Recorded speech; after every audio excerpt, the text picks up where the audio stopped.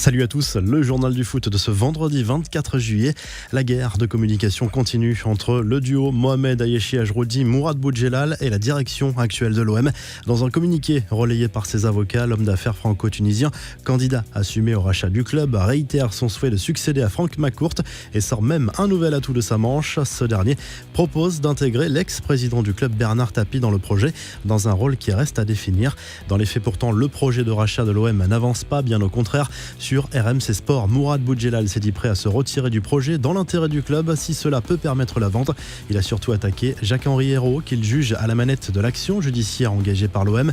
Pour lui, le président marseillais n'a qu'un seul objectif, garder sa place. Il a un salaire de footballeur qui ne marque pas de but, a notamment lâché l'ancien patron du RCT. Il prévient également les supporters. D'après lui, le club sera obligé de vendre plusieurs joueurs importants pour combler les dettes si Franck McCourt reste à la tête de l'OM. Les infos et rumeurs du mercato, l'Inter Milan continue de s'accrocher à un rêve ultime, celui de recruter Lionel Messi. La Gazette dello Sport relance la rumeur ce vendredi d'un possible transfert cet été et avance comme argument que le père de la star du Barça va élire domicile à Milan à partir du mois d'août. Il n'en fallait pas plus pour enflammer les fans de l'Inter sur les réseaux sociaux, même s'il n'y a rien de concret. Le journal italien affirme tout de même que le coup est jouable cette année plus que jamais en raison des relations tendues entre Messi et certains membres de sa direction. Malgré les déclarations cette semaine de Kylian Mbappé au sujet de son avenir, le quotidien espagnol AS assure que le Real Madrid envisage toujours de recruter l'attaquant du PSG. Le plan fonctionne comme prévu, affirme même le quotidien madrilène qui mise sur le fait que le champion du monde ne prolongera pas son contrat dans la capitale française. Dans ce cas, le PSG se retrouverait clairement sous pression l'été prochain, à un an de la fin du bail de Kylian Mbappé, et se retrouverait quasiment dans l'obligation de vendre pour récupérer une indemnité de transfert. Mais même en cas de prolongation, le Real Madrid ne renoncerait pas à recruter l'ancien monégasque selon AS. Avant la finale de la Coupe de France face au Vert, ce vendredi soir, Thiago Silva n'a pas échappé aux questions sur son avenir.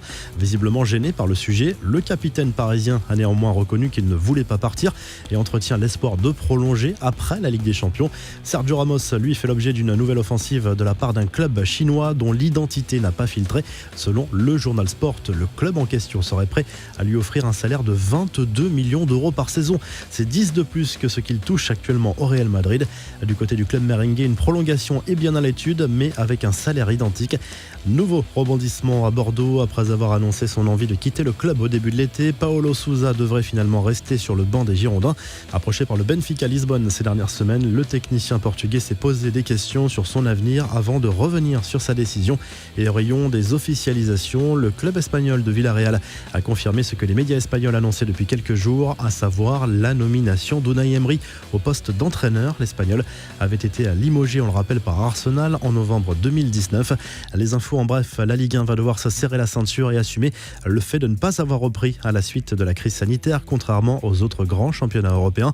Une étude publiée par le syndicat de clubs Première Ligue révèle que les pertes cumulées devraient dépasser la barre du milliard d'euros. Une info média, la prochaine finale de la Ligue des Champions prévue le 23 août sera diffusée en clair sur TF1. Le duo Grégoire Margoton, Bichente Lizarazu sera bien sûr au commentaire. RMC Sport reste le diffuseur payant mais devait céder une partie des droits dans la mesure où la finale de la C1 doit toujours être diffusée en clair en France.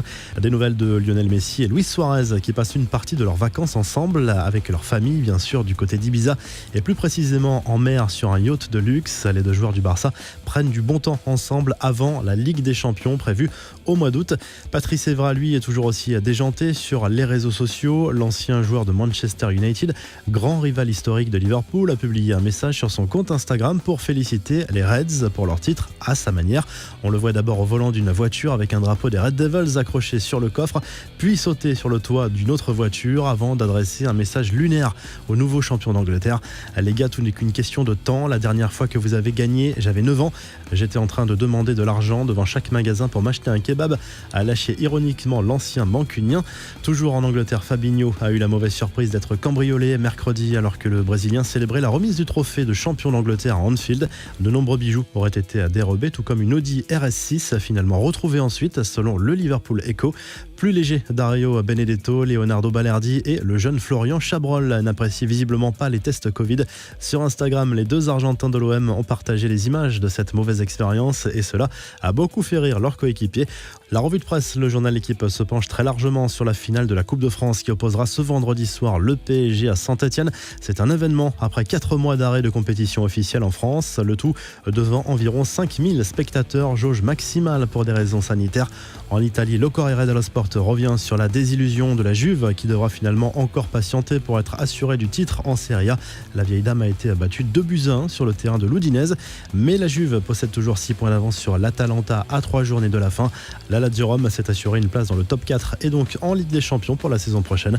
Enfin en Espagne, le journal Sport consacre sa une à Ansu Fati. Les dirigeants du Barça cherchent à blinder le contrat de leur jeune crack pour écarter la concurrence. Objectif avoué, inclure une clause libératoire de 300 millions d'euros. Vous retrouvez l'actu foot sur topmercato.com, l'appli Top Mercato et à très vite pour un nouveau journal du foot.